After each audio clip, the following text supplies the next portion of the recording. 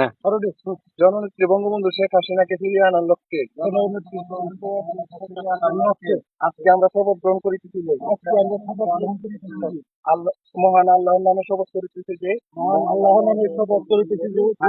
আমি রমজান আলী আহমেদ জননেত্রী শেখ হাসিনা একজন কর্মী এই দলের প্রান্তিক লগ্নে আমি শপথ করিতেছি যে জাতির জনক বঙ্গবন্ধুর কন্যা জননেত্রী শেখ হাসিনাকে আমাদের জীবনের শেষ রক্তবিন্দু পর্যন্ত কাজ করে যাব।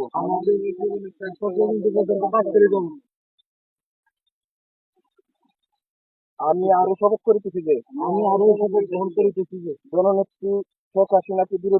জননেত্রী শেখ হাসিনাকে বিরুদ্ধে সকল ষড়যন্ত্র রাজপথে মোকাবেলা করে যাব ইনশাল্লাহ। মোকাবেলা করে যাবো ইনশাআল্লাহ। জয় বাংলা, জয় বাংলা, জয় বঙ্গবন্ধু। জয় বঙ্গবন্ধু।